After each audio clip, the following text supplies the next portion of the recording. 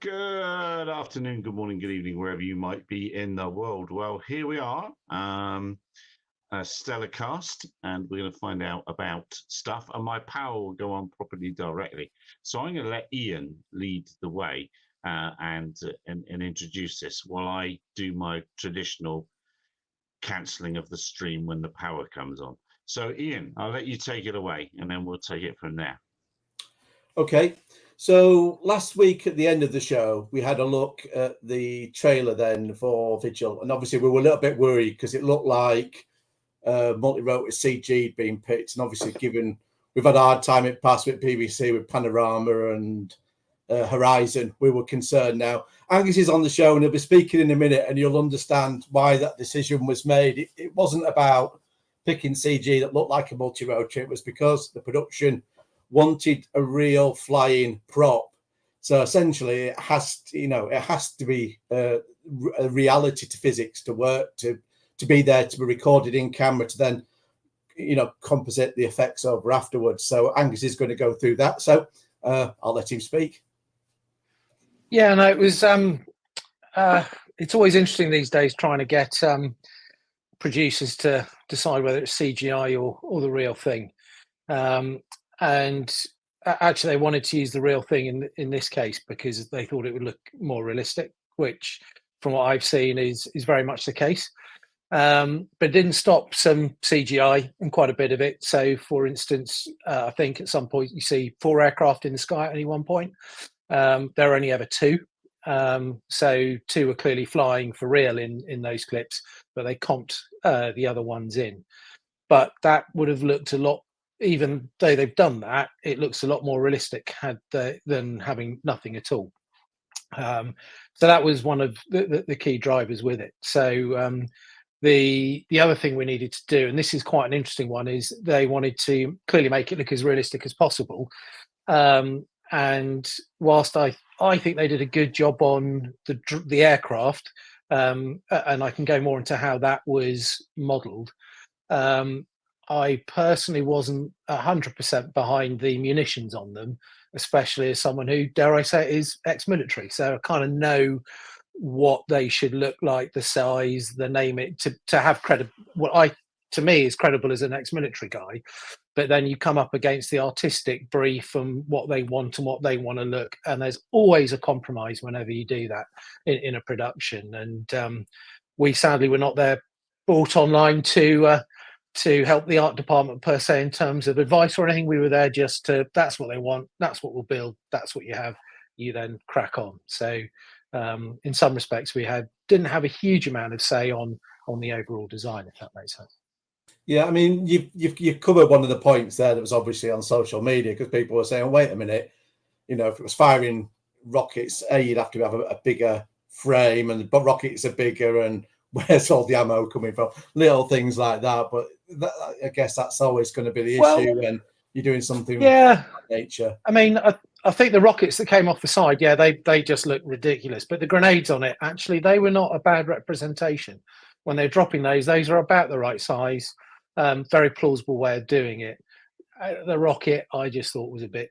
That was interesting anyway. Let's put it that way.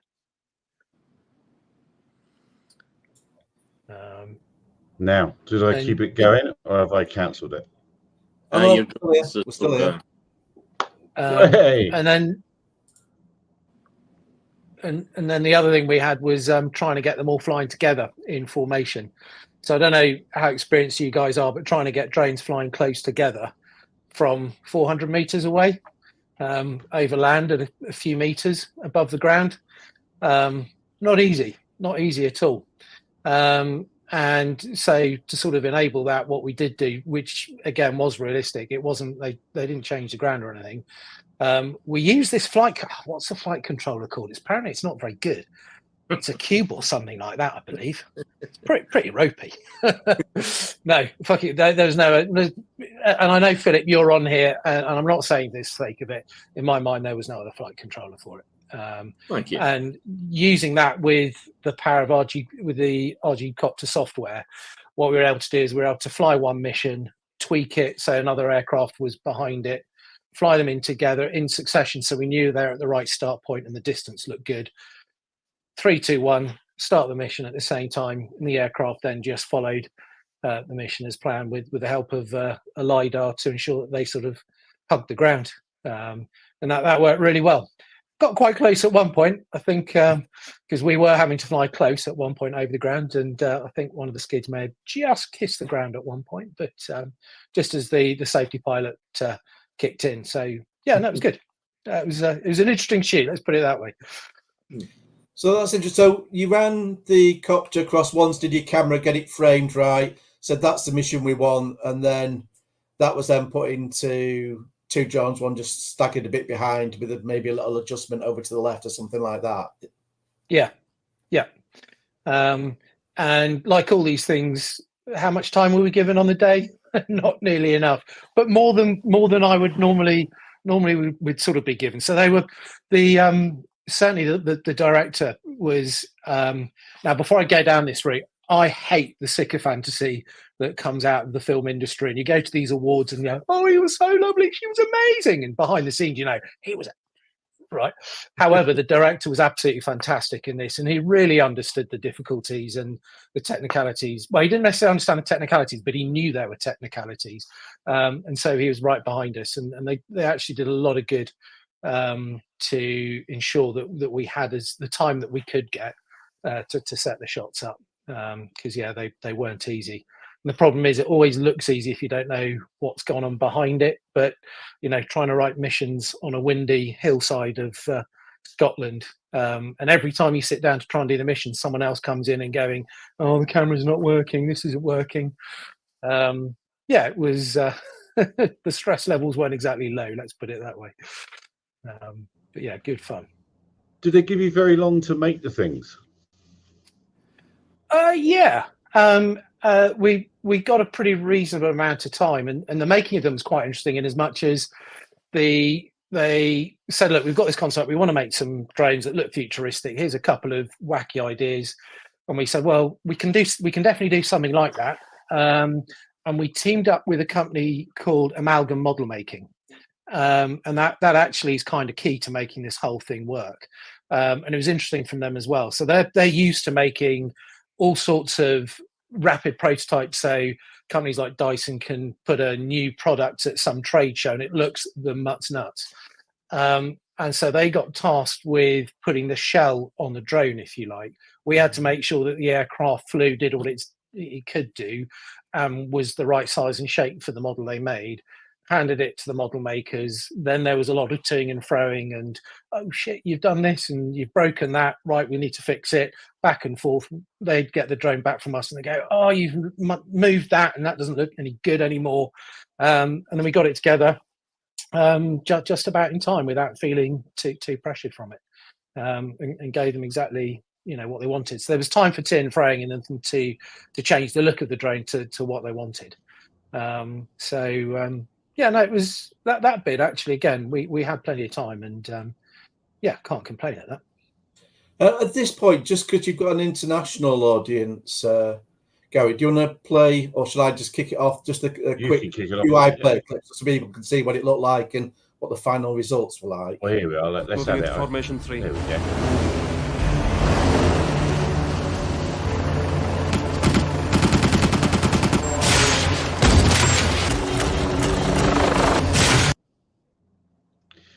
That funny enough, there was something like dropping bomblets like that came across my desk this very morning. A Chinese vendor had just the very thing. Let's play that again. There was only a few seconds. Let's have that again. Earlier pass moving into formation 3.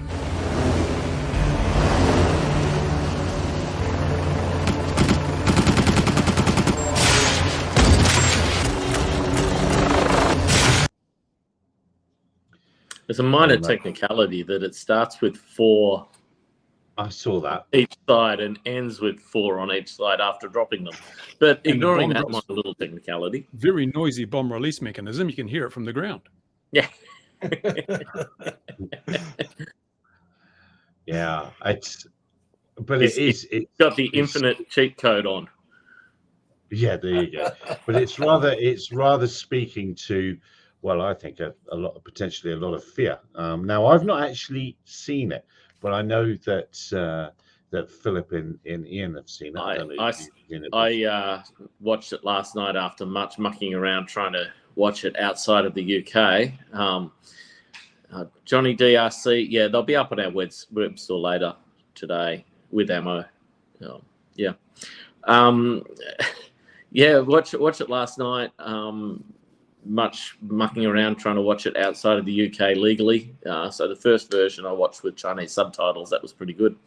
And yeah, finally realised I already had a subscription to Binge and it was available on there. So anyway, I was actually really quite happy with it in the end. I was nervous watching the original trailers thinking, oh no. But to me, it was an example of why drone ID is terrible. You get this attack happens, a rogue drone, and then the first thing they do is blame some poor innocent guy in a van who's just doing his job. They lunge at him with guns and he's like, please don't shoot me. And then they finally get him out. They kick him in the head, they kick him in the guts and step on his throat for an hour. Only to find out that, well, actually, you've got a GPS location from the drone ID, which tells them that it's in Scotland. You know, sorry, spoiler alert. Needless to say, the drone ID location has been spoofed, and then they talk about how easy it is to spoof GPS and blah, blah, blah, and the show goes on. That's enough spoilers. But to me, that was just hyper realistic. That's exactly what we've been talking about with the problems with remote ID and you know, it is a problem for authorities. How are they going to find rogue operators and things like that? Well, a rogue operator is the one who doesn't use his remote ID correctly, so therefore remote ID is null and void at that point. All you're doing is surveying potentially innocent operators, so you can kick them in the head, kick them in the guts, and step on their throats while you actually let someone else investigate the real crime. So I actually really appreciate episode 1 in showing how silly the whole concept of drone ID is. So yeah, thank you BBC for once. I see Angus says hello there, Louis. Angus has added this little bit here that rises scale, and a bit of wind as well.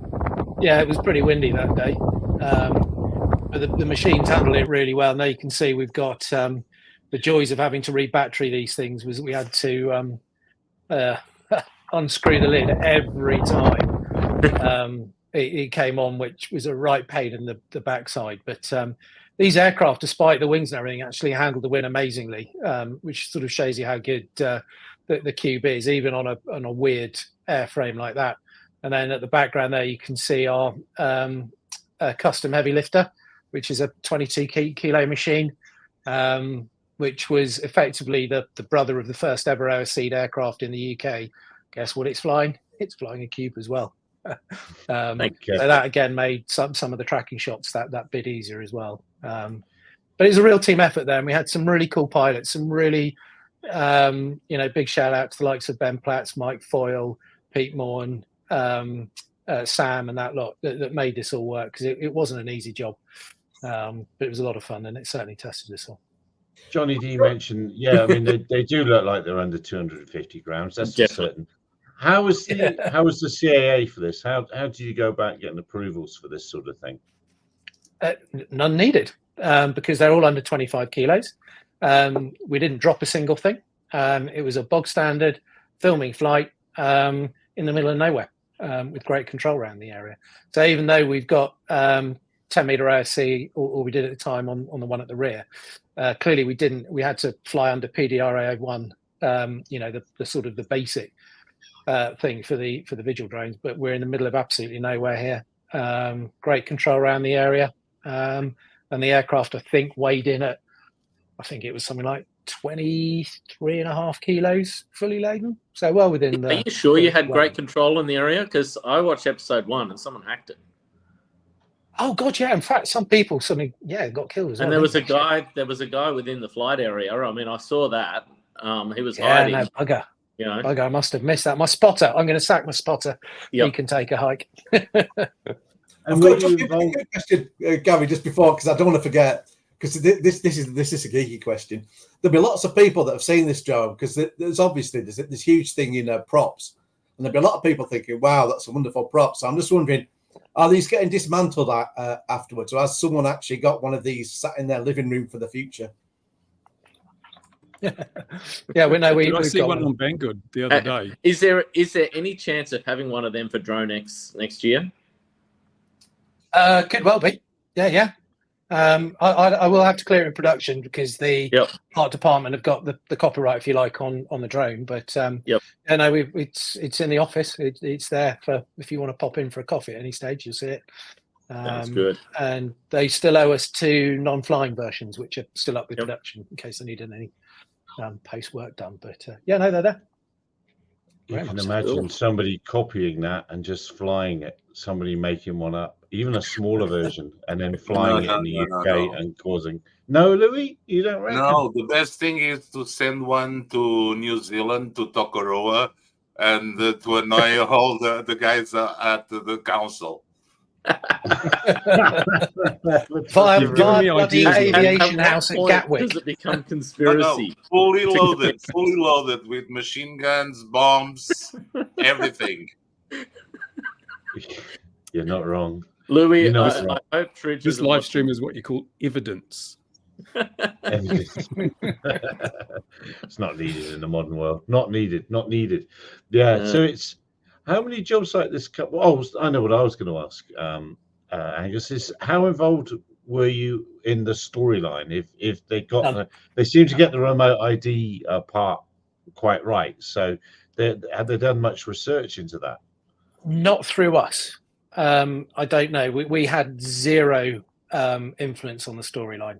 And as I said, when I tried to tweak it and just say, look, I think these missiles look a little bit weak for what would be acceptable, or dare I say it, my other one was trying to get the actors to wear their berets properly on set.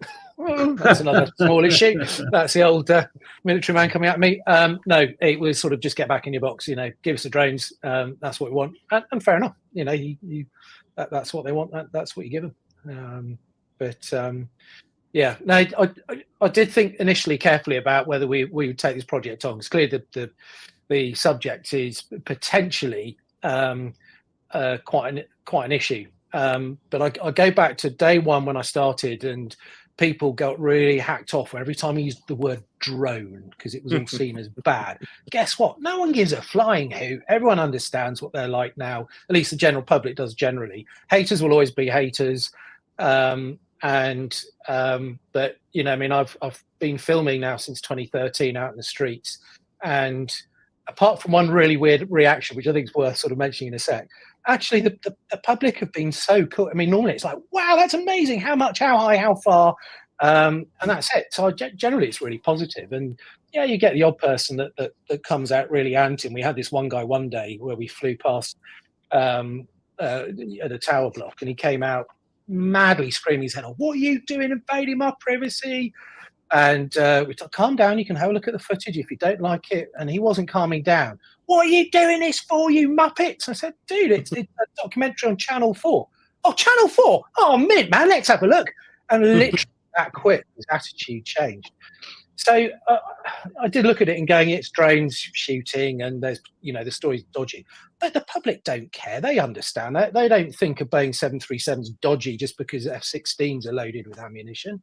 They don't think drones are dodgy because they've seen what's happening in Ukraine. So, yeah, I was pretty chilled with that. The remote ID thing, though, I'm with you, Philip. I think that's I don't see really what it gains, the authorities, but I'll tell you what it can gain, unless they change their mind on it, is the idea that you can track down where the operator is for the public.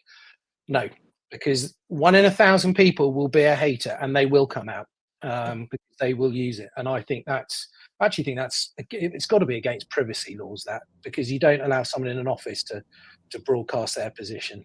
Yeah, you'll be in public, and you've no expectation of privacy in a public place. But the problem is, I don't think any regulation that raises risk should be allowed. And it's a risk regulations to reduce risk. And when you have one that deliberately increases risk, it should be struck out as a matter of course. It's not clear. Yeah, I agree. With the UK one, whether, because that's the trouble with the US one, is NIMBYs can view it. And obviously it can be a bit of a pastime then of go out and harass the drone pilot. The UK one, it isn't clear from what they've put out because they've got network ID, but if you can't get on the network, it goes back to Bluetooth. But it's not clear if anyone can pick that up. The problem they've got there, Ian, if they go for network, then every single drone operator now has to have a separate subscription, and it only works where there's coverage anyway. So where these guys were filming, how was your cell reception? Like, yeah, exactly. Oh, no, I agree, Philip. I mean, I don't think. Well, we've covered on last week's show anyway. There's lots of concerns around that because talking about all the sensors at the moment being SAPIENT compliant. The whole idea of that is putting everybody's details into a database and then running an AI over it. And even if you weren't running an AI over it, that data, even as normal SQL and running batch queries overnight, you could still do a hell of a lot of damage into people's privacy with that. So either way, it's not good what we're seeing from either the UK or the US at this point. If the UK decide to go their own way on this, that's also a problem from the point of view of manufacturers are over this crap. Like Drone ID in the US, we're making the modules, but like we're not interested in it. I wish we could never sell one because it's a stupid thing. That's why we've tried to make them so cheap. But and even at the price we make them, they don't have a GPS on it for under $50, wasn't it? There that they were meant to be. I mean, it's just dumb. It's an unnecessary expense. It's just adds danger. And at the end of the day, if I personally was going to build something like that drone, I'd put Drone ID on it and be transmitting all sorts of random crap to send people running around all over the place, looking everywhere except for where I was. I mean, it's a great distraction. But did you see in the proposal they plan to bring in specific anti-spoofing laws as well? Whoop-de-doop-de-doo. Criminals are I mean, the funny thing is that you can't say someone's going to break drone law, so you're bringing that in and then saying they'll pay attention to the non-spoofing laws. If you're going to break the law, you're going to break the law. So it's no like saying we're going to specifically say the mafia's illegal. Like, so?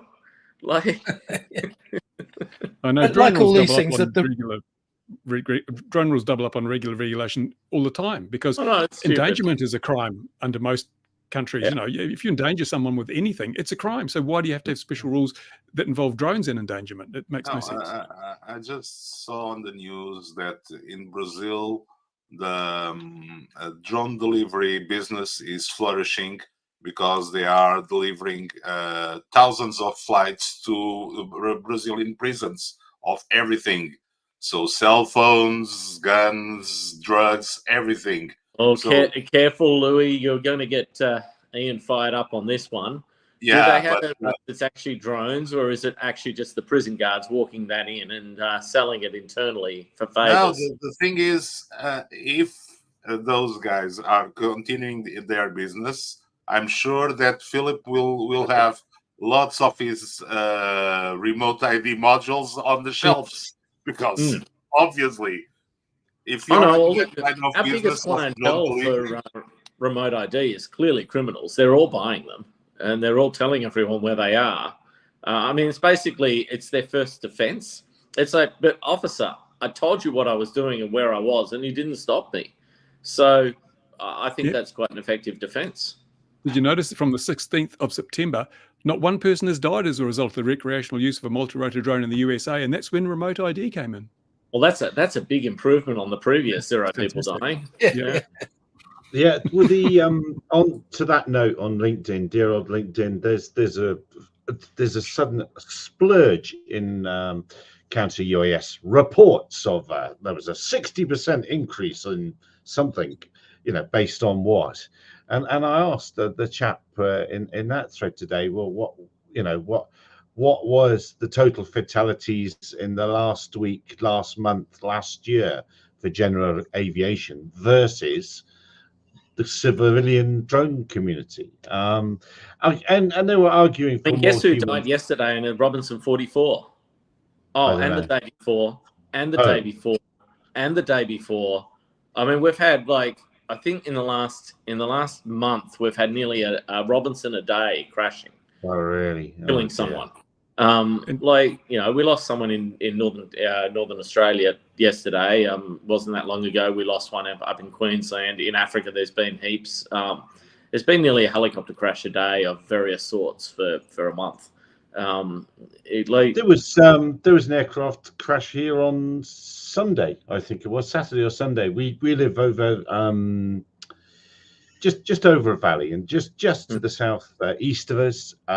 If it's going to sock in, it socks in, and you can see it from the house. You can see it just curling over the top of the next hill. And if I can see that, and there's a big V in the hills, and people are forever flipping letterboxing through there in their light aircraft, and this bloke letterboxed through it on Sunday, and guess what? He met the ground on the other side. He didn't die, thankfully. So yeah, and I heard him fly over. And I thought, well, there's a brave fellow. And the next minute, my friend who lives just over the hill saying, "Oh, all the ambulances are going by." Oh, okay. Was it the FAA or the CAA that was saying they want to hold drone operators to the same levels of safety performance as land aviation? We've got a long way to go to get there, I'll tell you now. But it's a long yeah, exactly. It's one rule for one and one for another. But the people were they're after more human performance, human factors. Before, I can't remember what the full term is, and I'm not necessarily against that. But there's no evidence really to prove that it's absolutely needed. God, look, I last Sunday, I did the unthinkable in my car and looked sideways for a minute, and unfortunately, the car in front of me was stopped. So it was my fault. Smacked into this Yaris, who smacked into a Kia, and crap happens when you got people on board. But the rental car I've got, it's got all these things that stop you doing that. Now, we should remove all that computer gear because it's better to have a human with their skin in the game. Well, that's sort of stupid. And this Kia thing that I'm driving at the moment, if you only have to think about coming up too quick behind someone, and it's like, it tells you to put the brakes on and this, that, and the other. If you don't, it attempts it a bit late, but it attempts it. Like, automation does save lives. Now, there's a time and a place, and there's a time to let robot taxis out on the street, and we're not quite there. But anyway, but autonomous stuff is good, and Anyway, rant.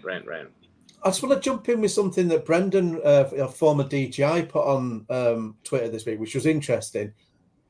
It was it helped, I think, probably shape the decision in the US about network grid. Now, the quote that the FAA came out with, DJI then, because obviously it's a big market for them in the US, they put in a lot of money and resource and actually costed out. So they did like a full white paper on it and said what the FAA was saying wasn't realistic, that the cost was going to be 4 times more. And the actual cost went into billions. So, they said it was going to be $500,000, and it wasn't. It was billions by the end of where they would have ended up. So that could have helped shape the decision. Unfortunately, DJI, they're a lot less interested in the UK CAA's defence. British Telecom are right on the case of wanting to support counter UAS and use all of their cell towers to control the whole airspace. So, maybe BT were just going to voluntarily do this for free so that they can control everyone's data. I mean, help save lives from killer drones. I think, to be honest, the BT thing and all that will be different. I mean, there is some argument, as we were chatting last week, to the private sector doing some of this. Otherwise, we're going to foot the bill, because that's the worry. You end up with the system that ends up costing a huge amount of money, gets out of control, is dumped on every single drone user. I mean, the US, they were talking about it was going to be £10 per month per user, and that might even be per drone. And you're thinking that way, you're into your network, you're into your Netflix subscription territory for flying your drone. So we could end up with that in the UK, or we could end up with far worse. But I mean, the only positive thing, there'll be middlemen will come in and manage that subscription for you and bundle it with your Netflix, so it'll be all right. I was going to say, what we'll end up with that, the only positive out of the whole thing is if the CAA go down that route, when the costs are out of control, it'll be a news story every week in the register with people coming out, throwing each under the bus. So it'll be very entertaining reading the press about it. But, you know, that's about the only good thing that will ever come of it. Unfortunately, by that time, regulation, once it's written, doesn't disappear. I think in Western Australia, they made a rule recently, and it turned into a disaster. I won't even get into the topic of what it was for, but they repealed it. And I reckon that's the first time I've heard of a law being repealed in years. Bad laws come in, but they don't disappear. So, unfortunately, by the time the general public realizes how bad all of this sort of stuff is, it's a bit late. Yeah, absolutely. It's Paris and remote ID discussion and gun discussion is incredible. Yeah, it is. Yes, again, that was in America, wasn't it, where they were going on about, you know, it's out of control, all the danger, and it's like, well, what's happening in your schools? Again, it's still, you know, it's a terrible discussion. Let's not talk about real issues. Let's blame the only industry that I think exists in the world that's still at 0 fatalities, except for, you know, those drones and Angus is propagating around the world with weapons dropping off them. That's a different category. Yeah. I've got a bit of a question mentioning that, Angus, again. Am I right to think, Angus, you also used to do or still do helicopters as well? And if so, what shift have you seen between helicopter and then using drone instead? Well, I fly RC helicopters for fun, and I haven't done anything commercially. Well, I did right at the beginning because I thought it would be a bit better than a multi-rater, and realised for filming purposes it wasn't the thing. But we've seen a demand now where people are potentially wanting helicopters more, and it's like, what I find is quite interesting about the whole of the commercial drone world and even the eVTOL thing is they all think they've got new ideas. Bollocks. This has all been invented back in the 50s. Everyone's tried it. You come up and try and patent a new aircraft design. Good luck to you, because it's already been done. And guess what? There's a reason why helicopters still exist. There's a reason why fixed wing exists. And there's a reason, effectively, why multi-raters exist. So they've all got their part to play within the scope of the missions out there. There's a time and a place when I think a helicopter is potentially a really good platform to use. And we've seen quite a few more inquiries about them of late, and we are certainly looking at getting a platform designed for that. So yeah, no, still very good, but I haven't done any commercial operations with them because I think the niche for that will be pretty small. But it's not to say it's not insignificant. I know my friend who's currently away, and he won't be watching this because he's in a country where the internet's very poor. But if you are, g'day, mate. He's thinking about going helicopters just for the reason of transporting large numbers or a great volume of batteries around the world is very difficult. And if he could just turn up with some petrol, pour it in the thing and go, it'd be a lot easier. And the mention of helicopters reminds me of the NATS. Did we all see the NATS simulation study of flying from Bristol Airport to London City Airport in an urban air mobility vehicle? I thought that was such a dreadful simulation, because if we were Top Gear and we had a lot of money, I reckon we could start somewhere in the centre of Bristol, 2 people, and through public transport means get to the centre. I reckon you get there quicker by train than skepping all the way out to London, out to Bristol Airport, then going across London. I spy a gold cube. Oh, look at that! It's a sort of evening where one might be given away. I don't know about that sort of thing, but anyway. Wouldn't it be easier, Gary, to fly a helicopter? You would think. Oh, absolutely. Just go to Bristol Airport, get in a helicopter, and do it. Why not have to simulate this? Is beyond. Why an airport? Yeah, exactly. Why are you going from an airport to an airport to start with? Yeah, it was. I've seen where Ian parks his car. There's plenty of room for a Jetson to sit there. Like, what's the problem? Well, do you mean in his palatial stately home? Wayne Manor like place that he lives. It's got bamboo and everything, hasn't it? All sorts of exotic it's fancy. plants. I've been there. Yeah. Well, the thing is, urban air mobility just simply isn't going to work if they stick to traditional thought processes. Traditional scope, planned landing takeoff area Actually, ain't going to make the opposite. thing work.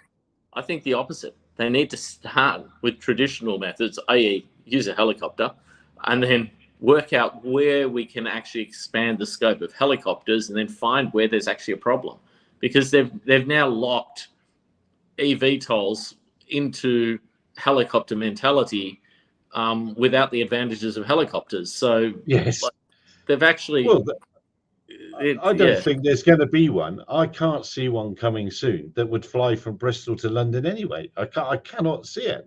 We're looking. I don't know what that is in distance wise, but to fly as I say, to fly from the airport to airport, you'll get from the central Bristol. You walk up to Bristol Temple Meads, and that'll whiz you straight into London.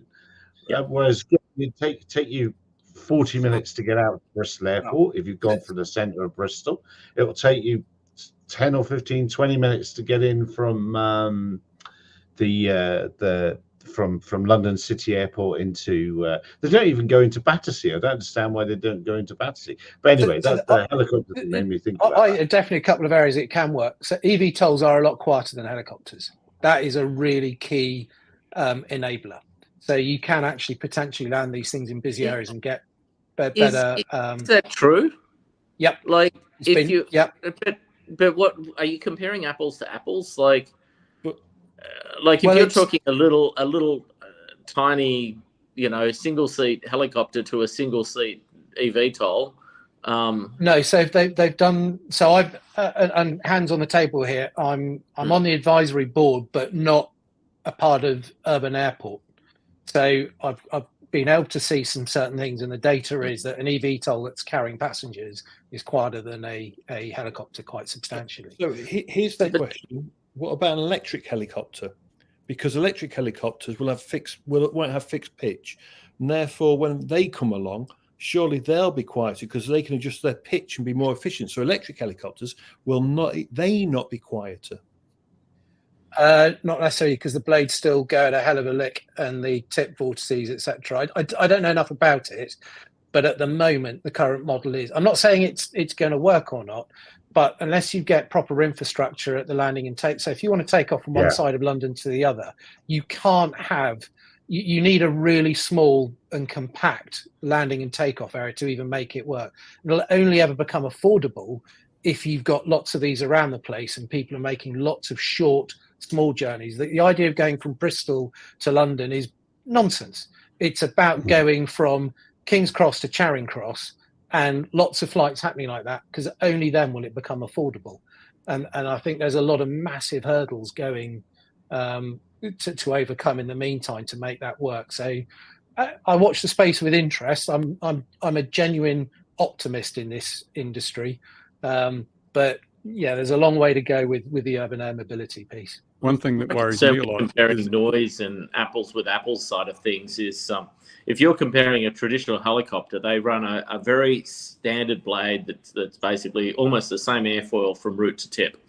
And the reason they do that is reliability, durability, etc., etc. When you're running a quiet propeller, you're running one that has a very custom airfoil, twists at the tip to keep the vortices down. There's all sorts of things you can do, which is done in some helicopters. I believe there was one crashed in a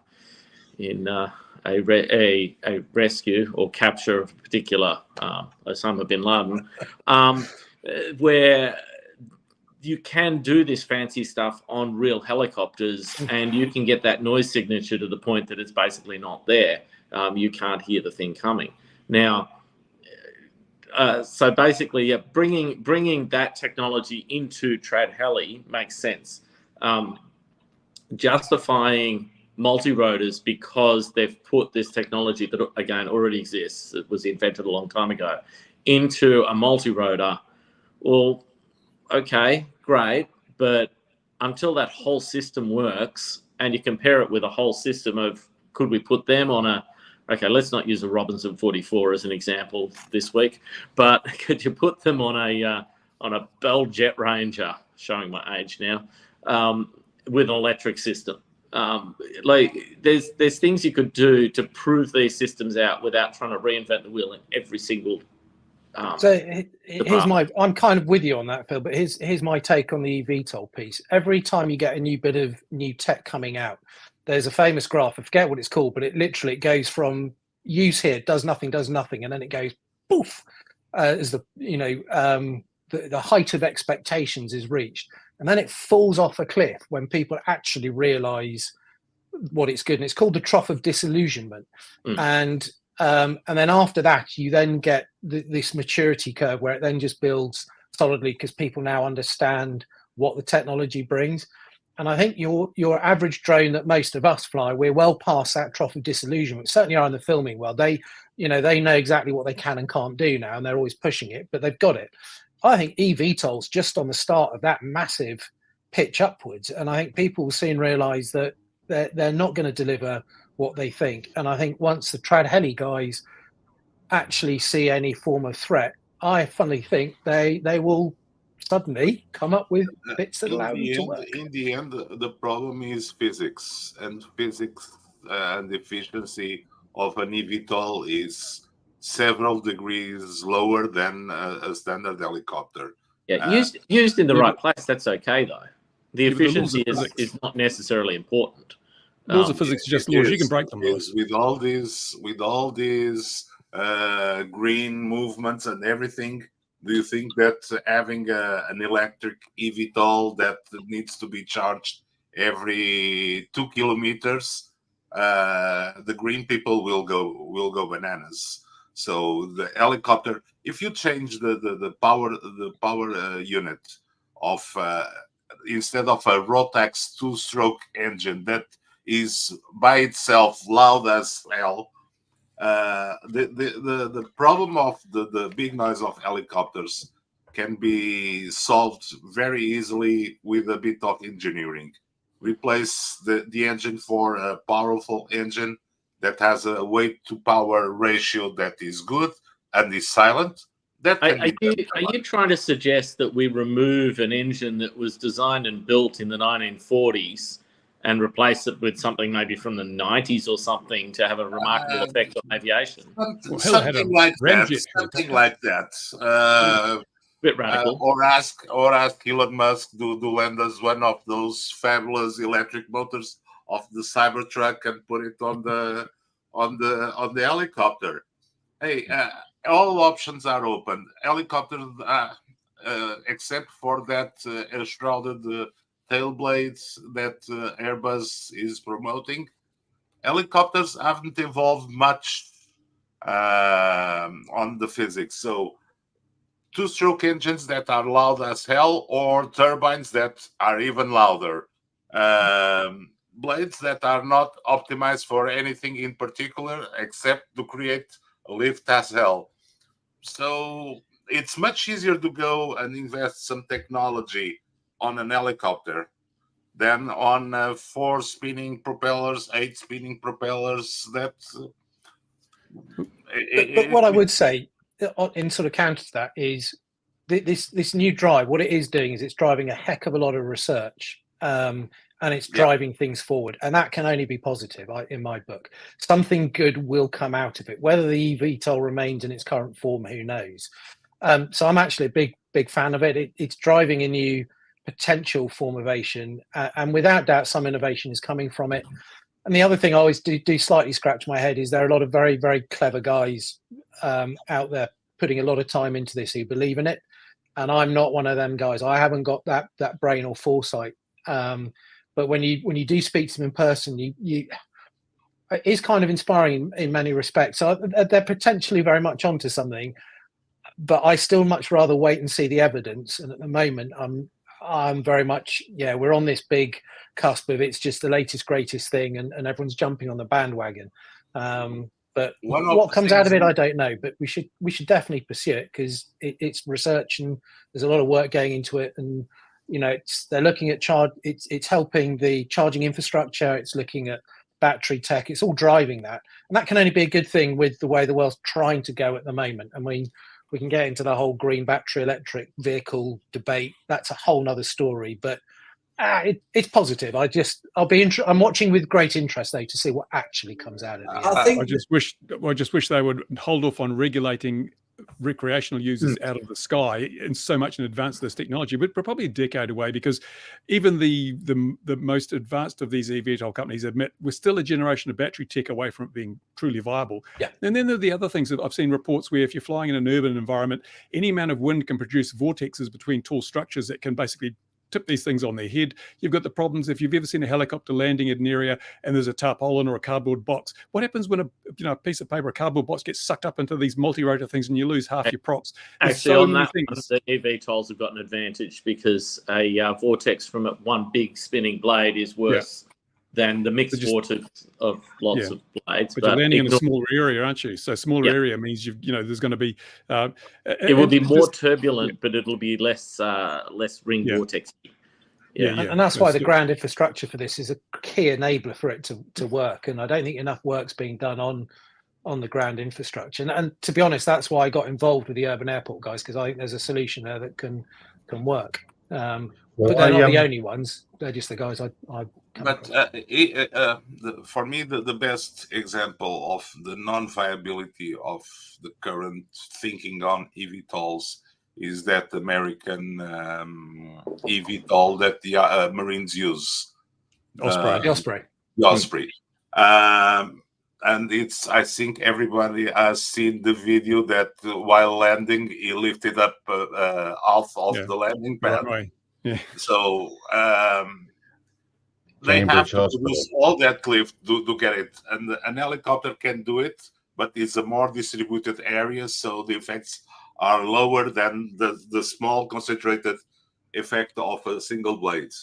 So it's physics. Engineering has to do the thing. So, but eVTOLs are a fashionable term. Let me give you an example. Here in Lisbon, we are deciding on a new international airport that is 30 or 40 kilometers away from the current one. And the current saying on the general public, so it's not on the enthusiasts or techs, is, oh, now the old airport will be a perfect place to use for eVTOLs. And when I saw this on the news, I thought, is everybody on drugs or just drinking? Because, we can reduce the area of the current airports, build some buildings on that area, and the remainder will be for eVTOLs. And I was looking on general news, on the public awareness. So the eVTOL is gaining also traction in the minds of the general public. And that might be a push to get more investment on the eVTOLs. Where the physics will let them go, I really don't know. I mean, don't get me wrong. As soon as I get a chance to go to Italy, I'm jumping into a Jetson, and I'll take one for a spin.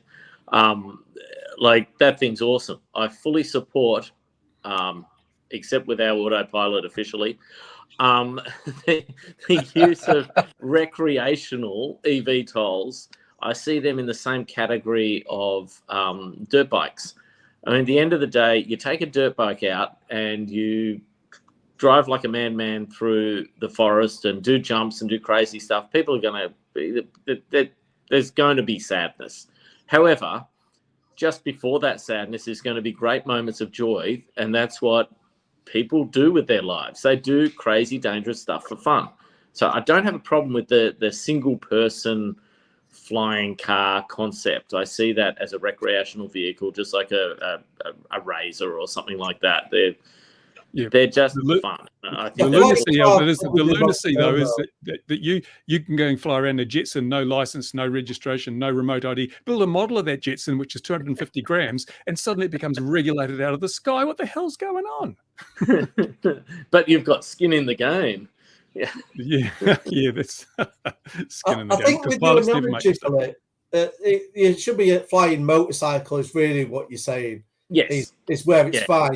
It becomes a problem when you're saying it's replacement for the car. You're going to have a number of passengers, and you're taking people about as though it's I think flying motorcycle is flying dirt bike is probably the appropriate term. like the original Malloy Speeder. That thing there, that concept was awesome. It was it looked like a motorbike. It felt like a motorbike, and had the safety of a motorbike. That was a good idea, and I like that. I like the Jetson. I think they're pretty cool. But carrying passengers around, and then for some reason they insist on getting rid of the pilot out of the vehicle in the first place, and it's like the idea of money. Call centers running. I've got a problem with my eVTOL. I'll just push this and get connected to an Indian call center, and get them to land it for me safely on minimum wage. Didn't the FAA and YASA, they turn around and says there will be pilots? They actually put their foot down and went, we're having pilots, while other parts of the world might not. The FAA and YASA turn, and even the UK, I think, turn around and says, you're going to have pilots in these things. Yeah, well, that screws the economics even further, doesn't it? Yep. Which is why all the AAUS in Australia, which is the Association of Unmanned Aerial Systems, now it's uncrewed. So because they've changed it to uncrewed, now they claim that's for gender inclusivity and everything, blah blah blah. That's cool. I'm okay with that. Whatever. But now they've said, uncrewed. The crew's on the ground. Therefore, a urban air mobility vehicle is now uncrewed. It's a drone. Well, it's not. It's got people on board. It's not unhumaned. But saying uncrewed, well, the crew is on the ground. There's still crew. If you're making this thing fully autonomous, that's a very different generation of product to what we're talking about at the moment. And so we've got all of these industry bodies like AUVSI, AAUS, that are now focusing on all of this urban air mobility and not focusing on, RPAS. I was actually impressed that on Vigil they called them RPAS and not uncrewed systems. RPAS is perfectly fine. I don't know why. I don't know. Is RPAS somehow gendered now? I'm not sure, but it's hard to know. No, it was when they changed it. It was deliberately changed to do that as well, and it was in the assistance. I think that was fine. I don't know why we needed to throw uncrewed in there as well, because it's not true. But then you can sell a load more domains with your company. You can add uncrewed to your company, and you can have another domain and start again. But I think Angus hasn't. He's not been here before, and we haven't. Unfortunately, he's talking a little bit of common sense, and we have a rule here that you'll get red carded if you speak common sense on this.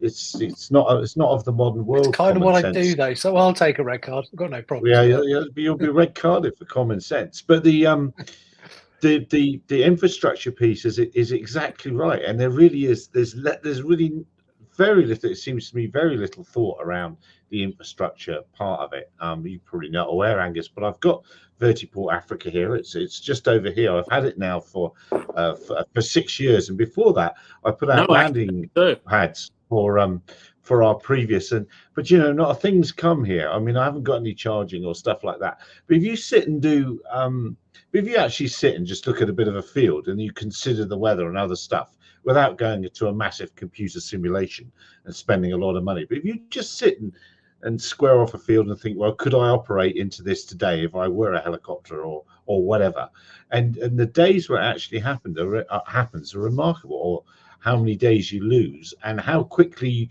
the weather might change, and you might have to change the inbound situation. There's so many. I'm ranting on. There's so many bits of it that are being ignored. That does worry me at the moment. And I think delivery is going to lead the charge in this space. I think it will be delivery. I don't think it'll be crewed, unmanned, piloted, whatever we want to call it. I think it's going to be delivery. I think my concern at the moment is still there's not enough questions being asked. I mean, everyone's it's just the dollar signs in the eyeballs that's going on. You've got your small investors, they don't care. They're all thinking EHang will be the next Tesla. So they're putting all their money into that and then just trying to spam social media for anything that actually might be common sense that's said out there. But you've got that within industry as well. Like you're seeing it in Europe. Everyone's wanting to just flog the UAM dream and software connectivity. So they don't care if they're bringing in a product that they're not asking questions about. They just want to move along their own narratives, that the little systems they want to sell. And that all concerns me. There needs to be a lot more questions asked of everyone. And on that point, I've actually got it on my calendar already. It's less than 7 days, Philip, until it's been an entire month, and EHang haven't asked your question about answered your question about has it got RD Pilot inside. I think we should almost make that a monthly thing and just say it's now 5 months since EHang decided not to answer, and just keep it going until one day we find out the truth. Well, I want to know if they've changed their PCB. Like in the original one, it was a clone, a very bad clone of a Pixhawk, and it was they'd moved from. I mean, the Pixhawk had 2 IMUs, which wasn't really enough, but they'd moved down to 1. It's like that's right, yes. You can't even do a basic pre-flight with that because you've got no truth reference. I mean, people hate the fact when they get that IMU's inconsistent error at the beginning of a flight, which little plug here, Cube Orange Plus, the latest version of it's got the balanced gyro. Hopefully that will be a much better thing on startups on cold days. Moving on, but yeah, getting a autopilot that they don't even know why we designed it the way they did. They just saved $1. Like literally, the IMU they removed cost $1 in the volume they're talking about. I mean, during the chip shortage, it cost 50, but ignoring that, it's just silly. Like, why cheap out? Why do all of that? Why pretend that they're doing stuff themselves when they actually have no clue what they're doing?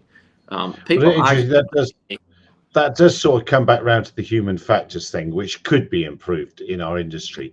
It annoys me also that people get angry about warnings and things. They're there for a reason, and if you're going to go and fly a thing, just pause, think about it, let it run through the errors, clear them if you have to, whatever, and then go flying. Don't get angry about it. It's just aviation. It's a bit too much the click and go, isn't it? That's the trouble.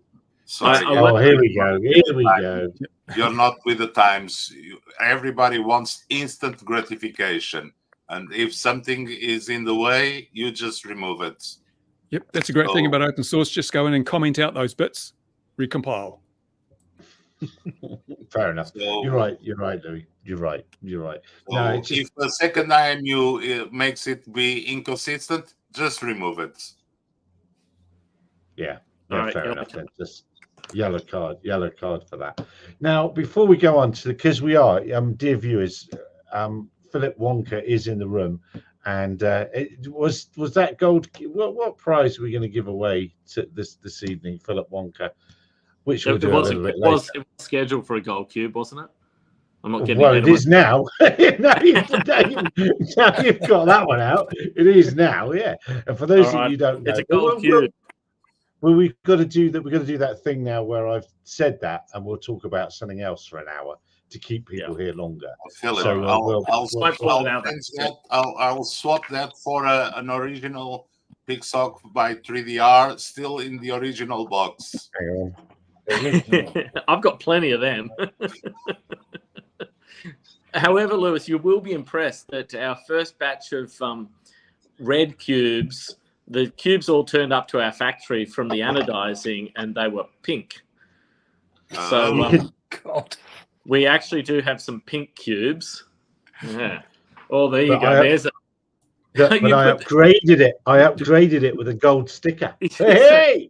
Call those big ones party cubes. They'll sell like hotcakes. So that's the original 3DR one. Is that correct?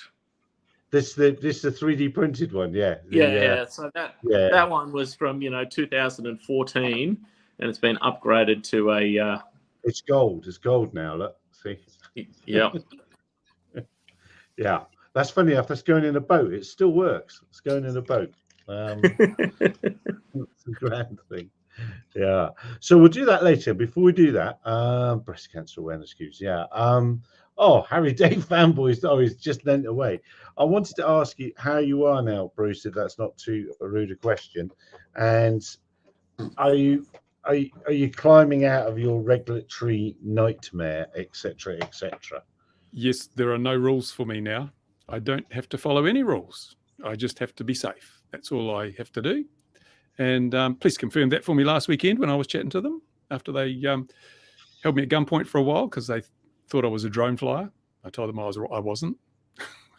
No, it's all good. I have just decided to go ahead and just do what I want, fly what I want, where I want, when I want, with the overriding caveat that I will never endanger people or never endanger other people's property. And that's basically it. Anyone who complains about that doesn't understand what rules are for. They are there to produce that outcome.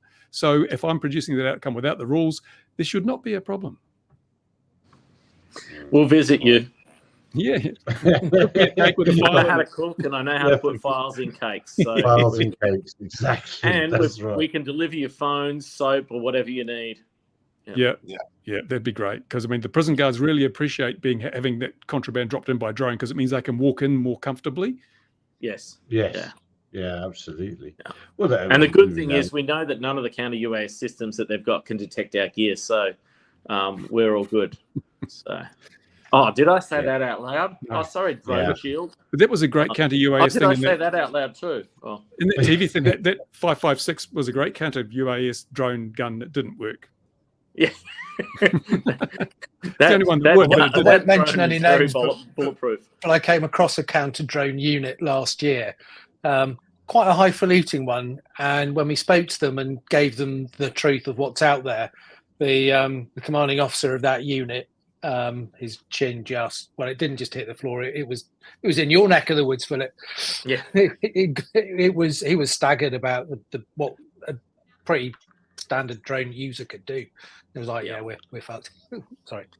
Yeah. Well, all of that is quite well, I don't know. I don't know what the answer is because we're all in this game and we all kind of know the reality of it, and it's the ultimate distortion of it that's going on. The counter UAS people are pedaling hard at the moment. They really are pedaling hard, and someone else that's pedaling very hard is Ian, and that's basically based around the Sapiens. The justification of the Sapient sensors and other things that are coming. And what were you working on, Ian? I'm not introducing this very well, but I know you've put out a lot of freedom of information requests, and then I'll put it on the screen. You go now. I'm going to say it's gone mental now. I have literally at one time in 1 month around 60. In fact, around 60 freedom of informations, and this was one that no, I have to say credit to National Police Chief Council. Whoever's dealt with this, I think it's a lady, has done a fair job in that she's tried to reply back to the questions I've asked. This was just one of 3 I put in. They were replied back to all at once, and at least they've tried to answer in each case. But this was an important one because we had this figure of 18,290 incidents that was used in the recent consultation we've been through. So I said, because we know as fact from the past, whenever the police have been asked to compile a list of incidents, it's included stuff that wasn't a drone incident, like a drone theft, a drone pilot being assaulted, a drone pilot reporting he's just flying, all that kind of thing. So basically, if you scroll down to bottom to save time, I put in an annotation on this one with the reply. Saves you just going into document to read it all because they've bundled all 3 FOIs into one. Keep going. Down. There you go. That bit at the bottom. So basically, they've said we do not hold any record that provides an answer. So basically, they said, I've asked, have you manually checked and even a single one of those records to see if it's genuinely a drone crime? And they've said, well, no, we can't answer that. So basically, they're saying, no, we haven't checked them. So it's a figure that's just come in from each force. It sounds like they've run some sort of automated process, got this figure. So all they've said really is they've asked the counter drone colleagues, and they've said, well, as far as we're concerned, it's suspected drone sightings, incidents, and incursions. So there really isn't an answer there. A suspected drone is not a crime. If a NIMBY sees a drone outside of her window flying in a field nearby, the odds are that's flying legally. So I'd still maintain, and the evidence I'm sure will show, that we'll still be looking at single figures or at most double figure drone crime. So I've asked for 2022, the complete incidents from every force. I've also asked for the totals for complaints on fireworks. So we're going to compare it against another antisocial issue. So we can then do a comparison. And in fact, what I'll probably do at the end is ask for the overall total of crime for each force. Because when I've looked at it before, it's like 0.00000 whatever of the entire crimes a force has dealt with. And I think we will still see that that's the case now. So, and it was certainly with the CPS it was, because they were dealing with about 250,000 prosecutions, and literally only single figures in those were to do with drones. So that was the tiny numbers we were dealing with. So it'll be into the next year now. We'll get that further detail, but it's just good to see at the start that the figure isn't as robust as it was made out to be. No, come on. I think the number is quite feasible. Imagine that they went to 18 drone shows with swarms that have 1,000 drones. So you only need to go to 18 drone shows. Come on, think positive. Here's the thing: that consultation is in play now in the UK. This consultation is literally live. And it's the only hobby. We are going to be the only hobby throughout the world where you are literally, information is pumped out about what you're doing live in real time. Your personal location, which most countries have fits at about Google or something else tracking you. If it's an app, they absolutely have a hissy fit. However, for flying a drone, which there's no one's been killed by a multi-rotor in the Western world so far today for hobby or commercial flying, right? Yeah, people can own shotguns in this country. Those guns aren't tracked. There's no tag on that gun, on those shotguns that can be legally carried in the UK and used. There's, across Europe, all you got to do is fly a drone, and all of a sudden, we're going to become the most persecuted group out there, the most tracked. The group where the government. There might be a few groups out there that might disagree with the most persecuted group, but well, hobby-wise, for hobbies we are. For hobbies we will be. We're going to be, because once they can start collecting this data, they're going to be able to go back in time and fine us. You watch. Sapien, this system's just going to grab this data, suck it out of the sky, and they're going to go, oh well, you appear to fly X amount of distance from where you're stood. Here's a fine. That's going to happen to us across the world. And then people like myself might go, oh, I'll have a Raspberry Pi, suck up that information because it's really dumped out, and then you could just Raspberry Pi it onto a website. And if you all of a sudden start doing that, so just on that topic, you can download drone share app on any Android device, and that will spit any drone ID you receive up to drone share, where we will display it on ours and aggregate it and log it. Because if someone's going to do it eventually, so it may as well be us. So yeah. There you go. So remote ID is so full of security holes as well. There's no justification. It's more about, if someone's going to do a bad thing, it's about what it's carrying that's doing the bad thing, not the drone itself. It's like, a rucksack is actually more dangerous than the drone, if you think about it, because you can't see inside a rucksack at all. It's so scary. The threats is such an open-ended conversation, isn't it? And if it genuinely helped security wise and flight safety, then maybe I'll be a bit more for it. Yeah. But as Dan said earlier, you've got to have electronic conspicuity for all if you're going to go down that route. And flight safety, none of us want a dangerous sky. None of us. Well, apart from Bruce. Bruce does, of course. Bruce does. No, none of us wants a dangerous sky. Nobody wants to be a bad actor. Yeah, on that topic, I just bought 2 737 windscreens. Oh, we are. Are you revealing that? Okay, you just did, Little League. Yeah, Little League. Yes. There's so you can wind it down when it gets hot. Yeah. Have you unpacked them? Because we saw. No, they're supposedly on their way over to the UK at the moment. So And they so were as far as fantastically. They were step fantastically 2, we haven't expensive, planned weren't yet. they? Step 1 was get windshields. Step 2 is we'll figure that out when we get windshields, and that's taken a year and a half and 10,000 euros. Yeah, there we are. That's to about get what you get out. two So now you'll be windscreens. wrapping a drone in steel and firing it through a pneumatic cannon at the window, right? Correct. Yes. So yeah, we want to do lots of cool stuff with that, and basically replicate and document how the tests were done, as opposed to what Kinetic did, and with Belper. Though apparently I'm catching up with a guy from Belper. We've made contact with each other, and we're going to be talking about how wonderful drones are and why they're good for Belper. I was going to say there is positive noises from Belper, so if that all pans out, they could actually be invited along to your test as well, just to witness it. You know, that wouldn't be a bad thing, would it? If let's not get carried away yet. We've got step one. Okay. We've got no idea how to actually impact, because there's probably some legal things in the UK, like sending them to US might have been more logical, but shipping within Europe, UK was a little bit cheaper, and I got them from a source in Europe. So yes, they're pretty heavy, aren't they? So you wouldn't want them falling on your head. So no, regulate them more? Put it this way: we are at far more risk just handling these windshields than anyone sitting behind the windshields was ever at risk. But and to think Qantas have these things in their aircraft, because Bit's full of Qantas aircraft all the time. The interesting thing is with this, Philip, is just for everyone's benefit that wasn't on the show at the time. We looked at it.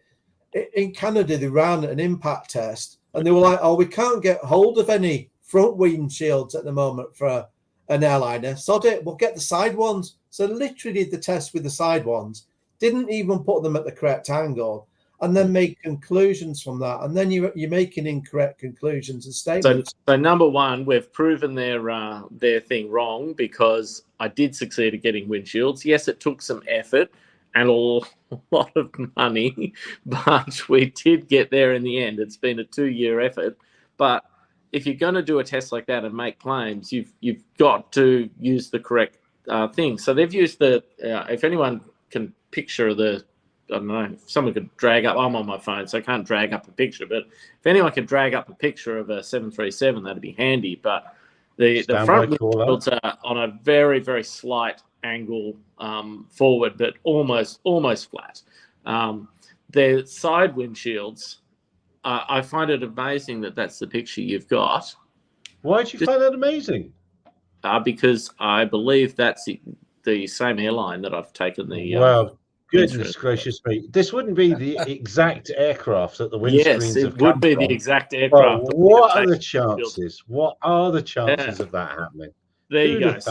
So we have the full heritage of the aircraft as well, which is pretty cool. So hopefully we'll be able to do a bit of a story with the whole thing. But you can see those side windows are a very, very shallow angle to any impact from the front.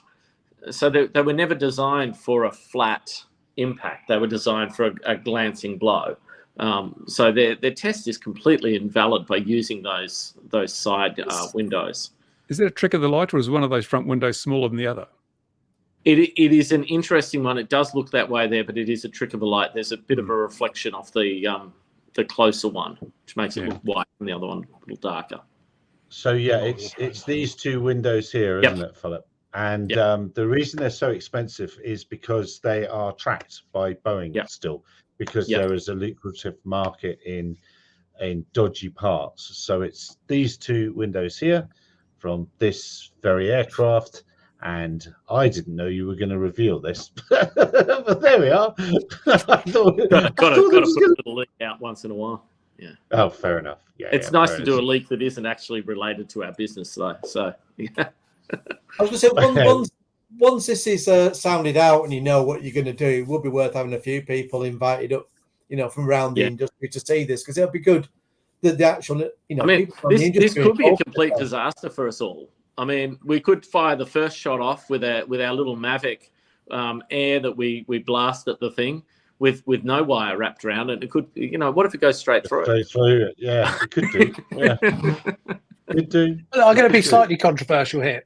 I know you guys are generally sort of anti-regs. I'm actually generally really all for them, but providing the data is correct. Yeah, no, that I they're think using. Yeah, you- yeah, And we're that's the not problem. anti-regs. Regulation proportional to risk. Yeah, sorry, If maybe the that was a bit harsh, but Yeah. you know, based on real data. So do you know what? If it does go straight through the windshield, personally, Then great. Put the Oh, no, no, bands in if as it's- required if it's because then we're real, safe. yeah. I'm But guess actually what? I scared think I might as- bet a bit of money ain't going through.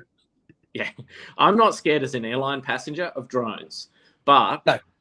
As a recreational pilot of Jabiru aircraft with little acrylic windscreens, I'm a little bit more worried of things like drones because I know those windscreens shatter with a seagull. But the issue there I see is not drones. It's the fact that why on earth does regulation allow the use of acrylic as a material for an aircraft front windshield? A jet does not have acrylic for the front windshield. A fighter jet doesn't have acrylic as a front windshield. And even, I mean, there's been Harriers that have gone down because of bird strikes in the windshield. Obviously, they've had them in the engines as well. That's fairly fatal for a Harrier. But having a plastic that is fragile as a windshield is just crazy. You wouldn't allow it in a car. We've got a laminated windshield that absorbs that sort of impact. It's just weight, though, isn't it? They want minimum weight. So I wonder But if there's you can do it with polycarbonate. The problem with polycarbonate, polycarb. you have to replace it more often because it's affected by the sun, UV. blah, blah, blah. Yeah. Like, just if the law said it had to be polycarbonate, every windshield manufacturer out there would be building from polycarbonate and they'd UV stabilize it and then do whatever. What about FPV? Just have a camera on the front and a big screen, and so you would never windscreen. It'd be fantastic. It's super safe. Oh, there's a market here. Get started. I was trying to. What was the name of the bloke who? What was the name of the bloke that had the drone strike in his ultralight in New Zealand, Bruce? Years ago. Vaughan. Yeah. Actually, that aircraft is domiciled at our airfield now. Is it? Oh, so it was your fault then? Yeah. No, it's fair enough. It was just a stress cracker fatigue. It failed naturally because it was due for replacement. But now it's actually been leased to the local aero club who are using it supposedly for flight training, except nobody turns up. Transparent aluminium for the win. Yeah, exactly, Dan. Yeah, I couldn't remember. That was years ago, but that was instantly that was claimed to be a drone, wasn't it? So the windscreen thing is going to be it's going to be very interesting. So we're a full face helmet, mate. We're a full face helmet. If we're going to do this test, it would be handy if we could actually get a windscreen from a Robinson 44 or something like that as well. Okay, and actually, they're all broken. Highlight that drones are dangerous when mixed with the wrong type of aircraft. I don't see a problem with that. I don't see a problem with highlighting where the risks really are. Yeah, which means that manned aviation should be held to greater account, not flying too low. Exactly, and I mean, if a Mavic Air can go through the windshield, then so can a Seagull, and I think we should prove that to some Seagulls through windshields. You brought a point up there, Philip, inadvertently. There is the issue. So the problem we've had with tests that have been done around drones, like the Dayton one, is they've tested on light aircraft, then passed it off in a way to make out people think they've tested it against an airliner when they haven't. And the two things are considerably different, and the outcomes are entirely different. It's time to start leveraging our in the UK's case, paying more money than general aviation does to the Civil Aviation Authority every year now. It's time to start leveraging that. It's like, mate, we're going to have fair proportional representation, as it were. All this is money's coming in. You better be doing something for us now.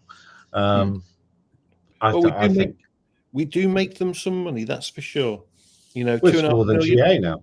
It's more than GA. So, but it's going to cost us more to fly a drone eventually. If we have remote ID come in, you remember America, the FAA said $50 for that little unit, and you can imagine, it's what, $100, $149.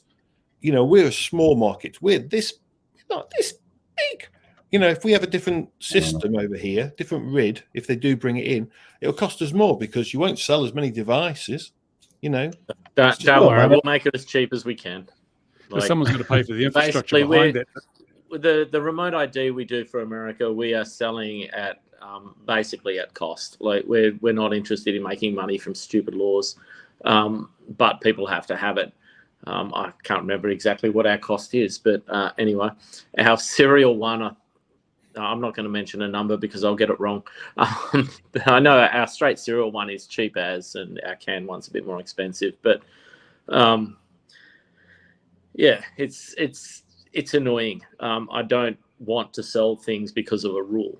I want to sell stuff because people want cool stuff. Like I don't want to sell things because someone makes me sell it. We do have a network ID module built and ready to go. Like that was built for the American system before they changed the rules.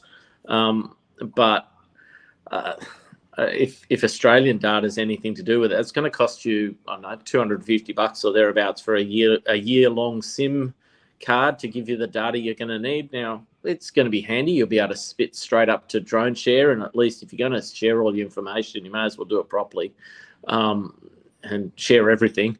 I have no problem if people want to share their information. The good thing is the general public would have no idea how to use a website like DroneShare. So, but forcing people to buy expensive equipment for toys, which is what most people are using drones for, there's a $50 RID module on the market now. I sent Gary a link. Look at that. There we are. Has it not come up? Yeah, it's come up. There it is. There it is. Yeah, there it is. I will send it on. So there's your fit. Now, has that gone through all the? Yeah, apparently he's got the necessary certification or whatever. Self-certified. Oh, there we are. 3.4 compliant. There you go. Good for him. Good for him, really. Let me put that in the main stop sharing. It's just an ESP32 and what we're expecting someone to do anyway. However, can you unpick the irony that we've banned DJI because they're sending our information to China and we're mandating a drone ID, of which most people are using an ESP32, which is made in China. Yeah. I don't know. Could it be that DJI should not be banned? I don't support the banning of DJI. I think it's just trade war nonsense. That's all it is at the end of the day. Yeah. I don't have a problem with we US looked at the comments. Don't use DJI. I don't have a problem with that at all. But the local fire department, they're a Mavic Pro is an awesome little bit of kit for the dollars, and to tell a fire department that they can't use that just because of stupidity is just dumb. That's politics. All you have to follow do... my referral link to DJI stuff that I sell on my website. No, only joke. It is crazy because all you have to do is tell the DJI stuff not to connect to the internet at all. Just turn it all off, and therefore there's no risk. The only time it's ever going to be a risk or annoying is A, if you sync your logs, or B, you need to unlock for a certain zone. But otherwise, these emergency services, it saves them a fortune. The kit is easy for them to use. It's so helpful. Even for the police, it's a massive cost saving. If you've got a lost person and you've got to find them, getting out a DJI drone with a thermal camera or wait for the helicopter that's going to cost you $3,000 an hour, which is better for taxpayers' money. Quick and easy, use the drone. The helicopter. But any politician will tell you there's a chip in there that talks directly to China. Doesn't need the cell service. Doesn't need a network. No. Sorry. For the government, obviously, it's the helicopter at 3,000 plus expenses per hour. I mean, what you've got to consider is how many people did you give jobs to in that rescue? If you use a drone, only one person is needed, and therefore you've only given one job. Whereas if you use the helicopter, there's the pilot, there's the surveillance crew, there's the backup crew, there's all the people at the landing site. I mean, you're talking at least 4 or 5 to 10 jobs you've actually created. Everything. Think about the taxpayer. Yeah. And then there's the ambulances to attend the pub where the helicopter crashes on the roof. Exactly. to be fair, it shouldn't be a debate of helicopter versus drone anyway. The different capabilities for different tasks. It's just making sure you use the right one for the right task. It is, but it shows the example of how a fire service or police service, they can make themselves that more efficient now because of a small drone. It saves them a fortune in having other kit. Sorry, Mark. Red card to you. Sorry, red card to you. Okay. You're speaking common sense and you're speaking correctly. So True. You're banned. You're banned. Yep. Very true. But the worst thing of it to me, one of many things, one of the many things about it is the fact that that manufacturers that have got a poor product are using that as a great big stick to try and get their products in front of people. They're manipulating the market with dreadful products that are not a patch on them, and that shouldn't be allowed. And it's not DJI's fault that the AVSI had them on their board and were very, very friendly with them until they decided they weren't, and that DJI became very successful. And if China has the Chinese government's pumped loads of money into it, good luck to them. Fair play. And the way we should counter that is not to ban it and then add green SUAS at $100,000 an inspection. China didn't make DJI get green certified, and green of all colors, really. It sounds like you're trying to push a little other barrow there, but if Western governments are really serious about improving the quality of drones in the West, then pump money into Archetype. Exactly. Pump money into the core bits that can make it cheaper. We have to pay real money for chips and access to this, that, and the other. I mean, we've been in negotiation for 5 years now with one chip manufacturer to try and get access to a little bit that we need. If we had the backing of any Western government, I'm pretty sure that chip manufacturer would have just said, yep, here it is, and thanks, government, for the X $1 million of free money to encourage helping these people. It's just it's a different mentality. But then to turn around and say, oh, ban DJI, it's going to make the industry better. No, it doesn't. It makes people lazy. I want to see our industry beat the living crap out of DJI. Absolutely. They are a powerhouse that needs to be brought down, but they need to be brought down in a fair way, and legislation is not the fair way. Now, obviously, it's in my financial interest that DJI are banned. Our sales since the DJI bans have absolutely gone up. Yes. Philip, I'm sorry. You're making sense. Sorry. Red card again. Before you get the red card. Yeah, it's not working. And did we see actually that Red Cat are in a little bit of trouble this week? They did stuff with shares that I don't understand the share stuff, but they did something with their shares that devalued themselves quite a bit last week, which I thought that was quite interesting. That's Teal Drones, and the man from Teal Drones is now in charge of Red Cat in this. So that might be the first domino to fall in the blue lot. But the blue and green series of stuff and we know some of the blue stuff has Chinese components in it, and the DIU is not. They've been they're not told, consistent, for one. I mean, let's be blunt. Public record, live, DIU, pay to play. I said it. We've got Doodle Labs have got their stuff blue certified as a hardware vendor. And my question to the head of DIU was, how do we get cubes blue as a blue certified product? And as 6 of the 11 approved vehicles have cubes in them, you would think that'd be pretty easy. I mean, the thing's gone through 6 times. And he said, well, you're not American. So you'd have to get someone from the Australian government to convince one of our senators to sponsor it. And I said, how do I do that?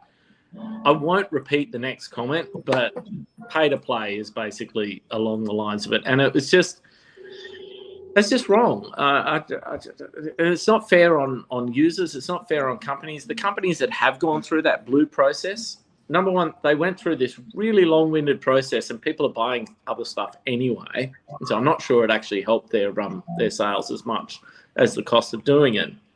And well, we run out of a particular IMU because, well, let's face it, we sell very, very cheap autopilots. We're not cloud cap, so we sell cheap autopilots, and we do that by using cell phone components. Cell phone components go end of life. So when something goes end of life, we have to update. And then guess what? That's no longer Blue certified. So they have to go through the process again. Except that they've closed the process now. Blue is done. The people that are certified, Blue certified, are done. So guess what? We're building Cube Blacks again. We've just done another batch of Cube Blacks. That's an almost 10-year-old design that we have to now re-bring to market. There you go. Just because the certification process is too antiquated. I mean, they're actually making the FAA look good. So anyway, rant over. Hang on a minute. Hasn't the UK got a secret blue list as well now? It's not a secret blue list. It's the American blue list, and I have on good authority it's going to roll out soon. And then that is more Cube Blacks. Well, there you are. Yes, more Cube Blacks. How do I apply to get on this UK version? You don't. Because the blue list is closed. The blue list is closed. You don't. And the AUVSI. Even the UK blue list. Remember what DIU stands for. Defense. What was the I? Yeah, I can't think of a good one to go. Unit. And something unit. Yes, absolutely. Definitely not innovation. No, it's and then the AEVSI just magicking up the green, and next year we'll have purple or whatever. It's ridiculous. It's going to be a huge barrier to entry, and as you've correctly identified, Philip, it's stopping innovation. Innovation has stopped because it stopped at those. That's it. That's the whole plan. NDAA is a different thing. NDAA, part of me supports. I think they've gone too far, but it's defence. That's different. But when we start bringing in into police, fire, and all that sort of stuff, that's it. Yeah.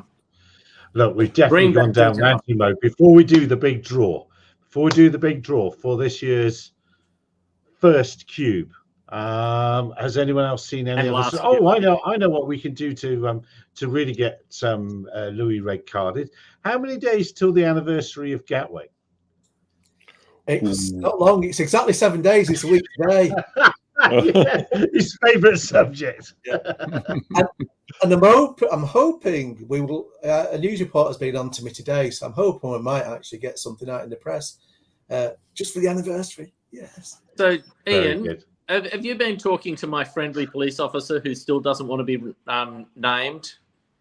I can neither confirm nor deny. Awesome. Cool. Yes. Yeah. There's been a few things going around. We are now at the 99.9 repeating to the infinity. Sure that there was not a drone at that, and we have plenty of. We have more eyewitness support than they do. Put it that way, and more credible. So there was no drone. No, well, the problem is with Gatwick, day one, it was wind and rain, the two things that are a drone's enemy. So absolutely. Oh, come on. I watch Vigil and I know that thing can handle. Well done. That's it. Unless Angus made it. That's it. Yeah, that's it. Unless Angus made it. They're all IP-rated. I was going to say, we'll move on from that topic for now because we can cover that next week anyway. But what I wanted to do was just mention for a moment, just to remind you, Gary, because it might be worth following up, that because we were talking about the impact study, that Ashore was supposed to have had their engine impact study this year, which was the really important one. Because what Ashore are doing, they're spending over $15 million. I think it was over 17 actually, and they were going to be crashing a drone into a brand new aircraft engine, proper airliner engine. Hang on, I'm confused. Why $15 million? Because I've done up the cost for doing this test, and I can buy a used engine. No, this is all brand new. Why? I think. Well, Why? you'd have the Because it sounds argument more that impressive. Hey, you're going to buy an engine that already has fatigue, so the results are skewed. So you need a brand new one. They're skewed in the favor of reality. yeah, they are. But I mean, whatever way it was being done properly. It's not just the impact itself. It's been computer modelled. So it's computer modelled beforehand, done. The computer models then adjusted to what actually happens, because the idea is this computer model, you can then fly drones at this model that you couldn't afford to do the test for again, and you know your results are going to be in the realms of credible. So that's what Off it's one about. data point. Off one data point. My drones identify as frozen chickens, so we already know the outcome. Exactly. But either way, I think it's worth. I think when it comes to following up something like talking about this, how that's going and when it's due to happen. if you've got $15 million budget, you are far better to buy a bunch of second-hand engines and do more data points. It's a little crazy. You only need the fan section and spin it up with a motor, and you don't need all the bloody whole turbine, do you? We know that above a certain mass, there's already data because they've already thrown lots of different chickens into engines. Above a certain mass, the thing is going to fall to pieces, and it will be contained if it's the fan section. Now, if it's a internal engine section like that Qantas, sorry, I got the hiccups here. I got the Qantas A380 where the engine exploded, etc. That wasn't the fan section. That was actually further back where you don't have the casing and protection. And it, took out all sorts of control lines, the wing spar and all sorts of stuff. But that front fan section is extremely well contained. I mean, they've put explosives and all sorts of stuff in there and it doesn't get out. I suppose if all we're doing here is the data already says a drone into an airliner engine is an expensive mistake, I think is the best way to call that. If all we're doing is proving that it's going to break an engine, then whatever. We all know it's going to break an engine. It's going to cost a lot of money. So what? It's not going to kill anyone. That's the point. And we already know that from the frozen chicken. I think it's worth noting, though, when the testing has been done by ashore today, every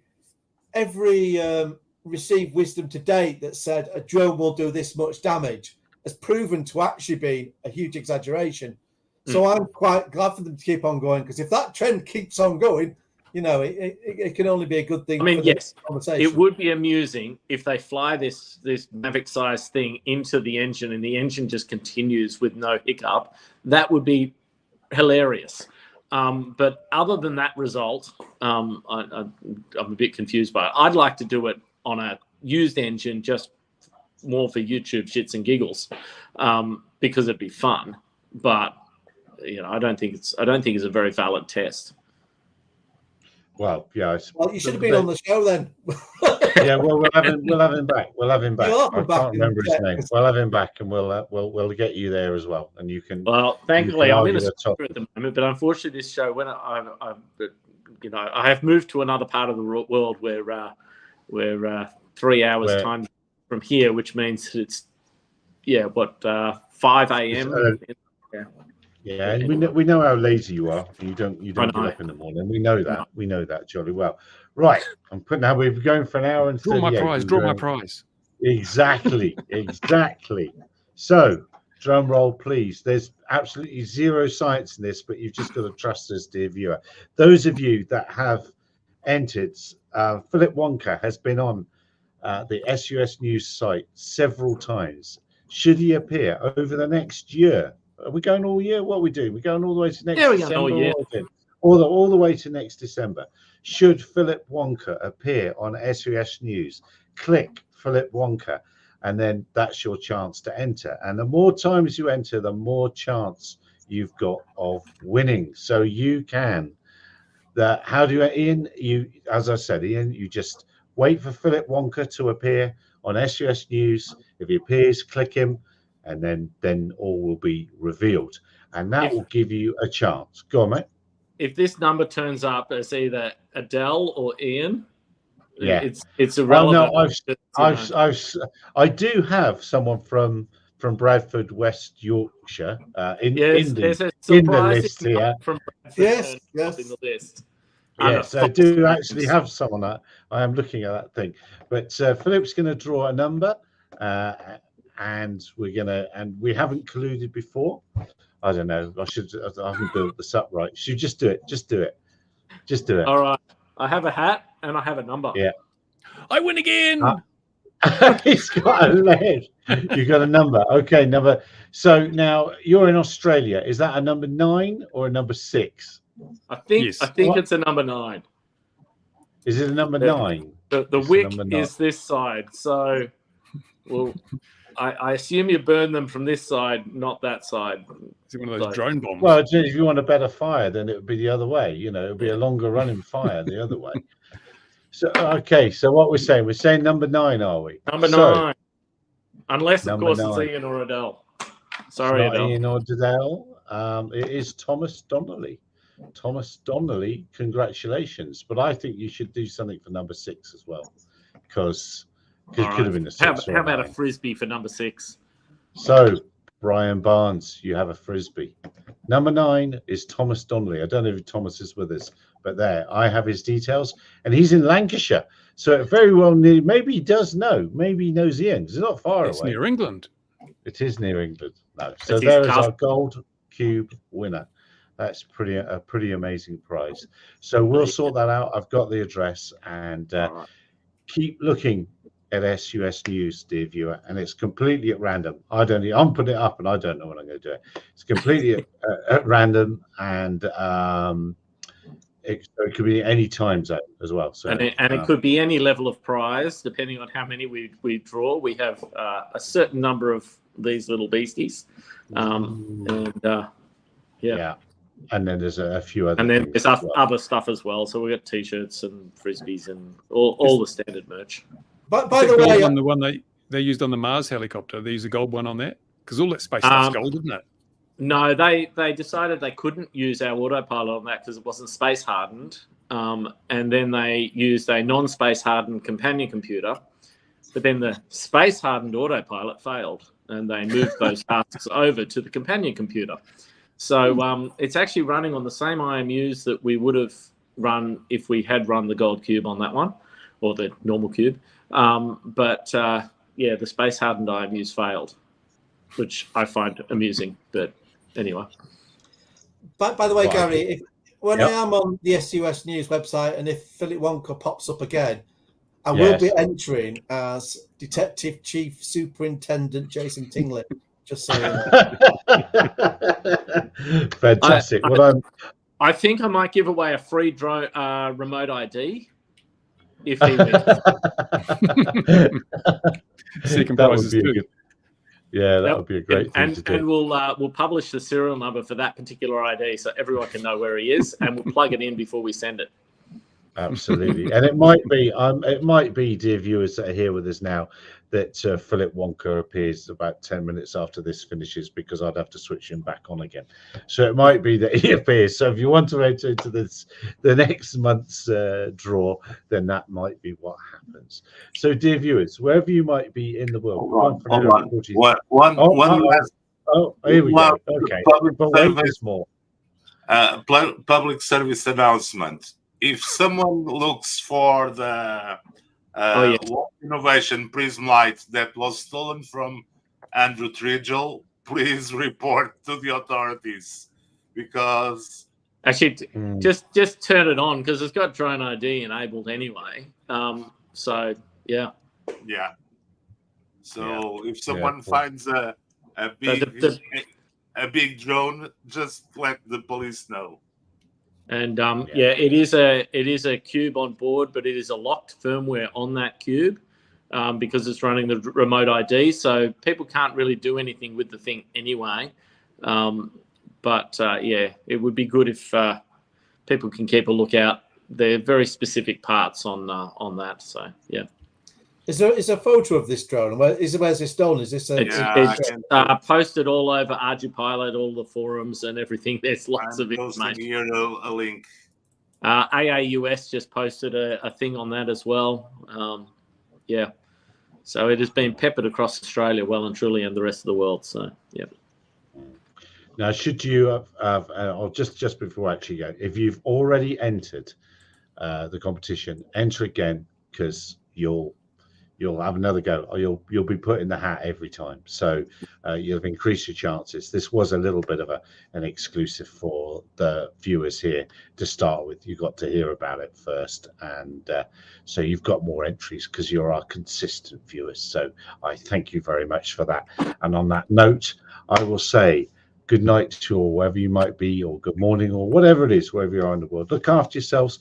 We'll see you again 2100 GMT next week. Well done, Thomas. Cheers, everyone. Take care.